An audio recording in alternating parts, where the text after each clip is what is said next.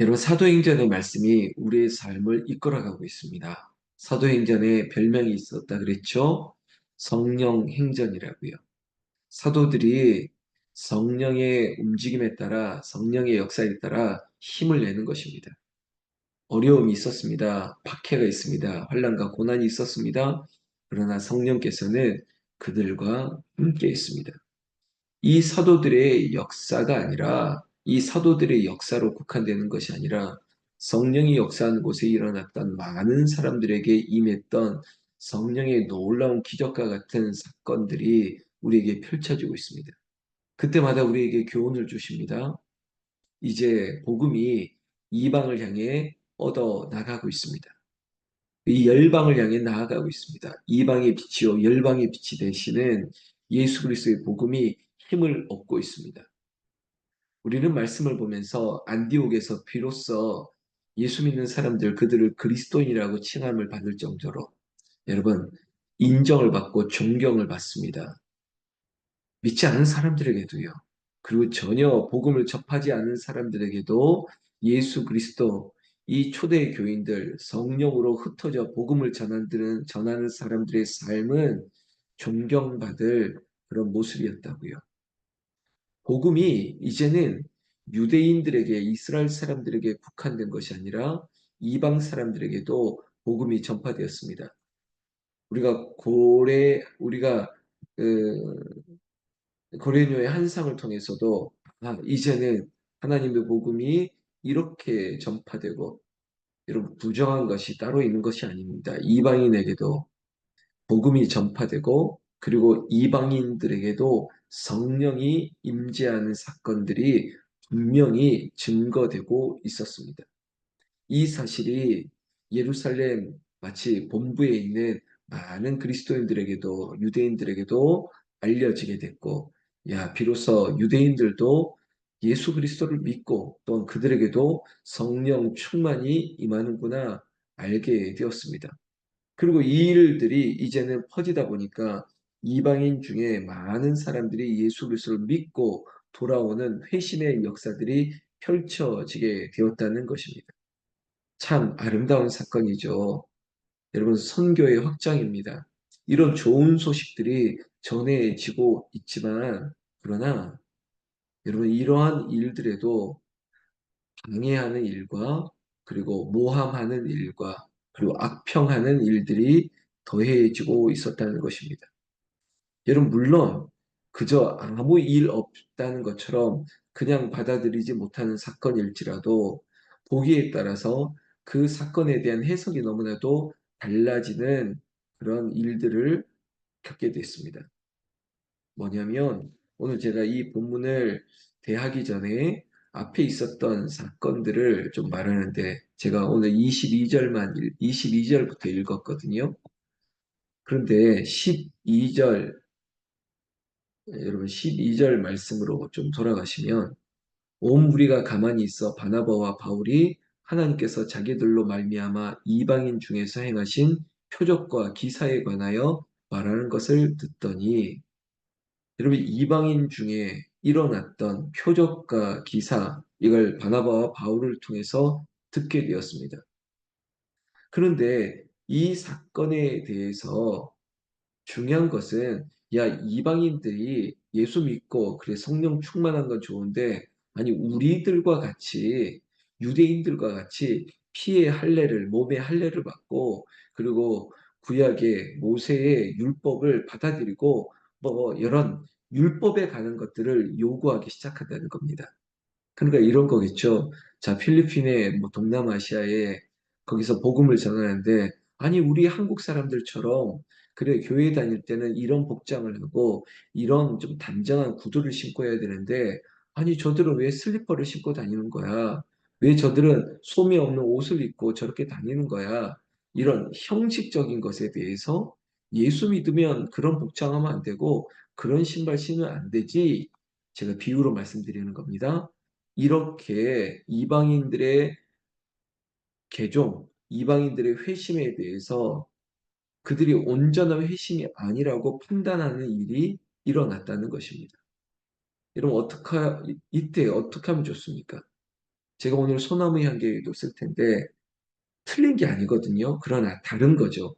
문화가 다르고 삶이 다르다 보니까 모르고 저렇게 할 수 있는 것이고 그것이 중심과는 다르게 보여지는 것이 오해를 일으킬 수는 있겠죠. 그렇다고 야, 우리처럼 이렇게 해야 되고 우리가 아는 것처럼 해야 된다고. 이런 모임 중에는 생각하는 게 다 달라요. 그러나 그것을 틀리다고 말씀하면 안 되는 것이죠. 이때 등장하는 사람이 있는데 13절 여러분 오늘 사도행전 15장 13절에 보면 말을 마침에 야고보가 대답하여 이르되 형제들아 내 말을 들으라. 여러분 어떤 서로의 의견이 달라질 때 의견에 약간 차이를 느낄 때 여기 어떤 충돌을 야기시킬 때 이때 좀 완충하고 완화하고 그리고 화해하고 중재하는 사람이 꼭 필요합니다. 지금 유대인들과 이방인들의 다름으로 인해서 여러 가지 에, 여러 가지 말들이 많고 또 여러 가지 논쟁이 있으려고 할 때 야고보가 등장했다고요. 여러분 이 야고보가 내 말을 들으세요. 그러면서 14절 하나님이 처음으로 이방인 중에서 자기 이름을 위한 백성을 취하시려고 그들을 돌보신 것을 시몬이 말했으니 베드로의 얘기도 들어봅시다. 그리고 바울과 바나바의 얘기를 들어봅시다. 그리고 또한 우리 유대인들의 얘기도 들어보니 자, 이러이러한 오해 때문에 우리가 싸울 필요가 없지 않습니까? 19절 말씀. 그러므로 내 의견에는 이방인 중에서 하나님께로 돌아오는 자들을 괴롭게 하지 말자. 이겁니다. 이방인들이 이제 예수 믿고 이제 복음을 알아가려고 하는데 우리가 유대인의 율법을 그리고 그들에게 어떤 할례, 피를 흘리면서 그래 언약의 표징은 반드시 이걸 해야 되는 이렇게 말하는 것은 옳지 않습니다. 여러분 제가 드리는 말씀이 옳은 말씀인가요? 이렇게 하는 게 맞지 않을까요? 처음부터 나처럼 해야 돼, 우리처럼 해야 돼, 이렇게 말하는 게 과연 옳을까요? 특별히 복음이 전파되었습니다. 평생 복음 모르고 살았던 사람들이 이제는 복음을 알고 예수 그리스도를 알고 성령이 충만했던 그 임재를 깨달았는데 보여지는 형식 때문에 체면 때문에 우리는 이렇게 했는데 이것 때문에 처음 예수 믿는 사람들을 우리가 판단하고 힘들게 해서 되겠습니까? 배려를 해야죠. 그래서 야고보는 괴롭게 하지 말자. 다만 그렇다면 오늘 매일 성경의 제목이 지킬 것 그리고 버릴 것이 양보할 것이거든요. 그렇다면 합리적인 생각을 해야 됩니다. 이 합리적인 게 비신앙이나 성경적인 게 아니라 보세요. 진리, 예수 믿고 거듭나고 그리고 성령의 충만함 받은 이 사실이 좋은 거지. 야, 언약의 피 흘림의 할례. 여러분 그 할례를 뭔지 아시지 않습니까? 몸에 표식이 있어야 된다. 그리고 율법을 지키는 형식을 갖추어야 된다. 이거는 거룩함으로 나중에 문제 변할 수 있는 것들이지 않습니까? 그런데 이 이방인들의 개종 변화 앞에 이것을 고집한다면 그것은 너무 편협한 그리스도인의 모습이 되겠죠.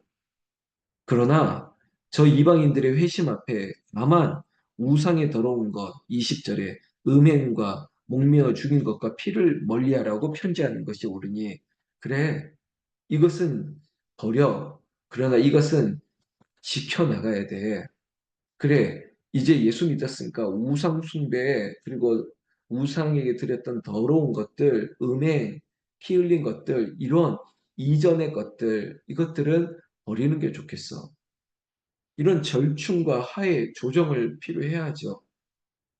무엇이 가장 중요한 것을 안다면 그것을 지킬 수 있는 화해자, 중재자가 필요합니다. 이 시대에 야고보가 필요해요. 여러분, 우리 공동체에도 야고보가 필요합니다.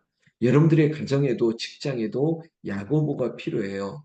이 야고보는 자기의 이 모임의 장소를 할애한 사람이고, 그리고 이 사람들, 저 사람들의 그런 논쟁이 있을 때 등장해서, 그래, 베드로의 말도 들어보고, 바울과 바나바의 말도 들어보고, 그래, 우리 유대인들의 생각도 들어보고 그렇다면 무엇이 중요합니까?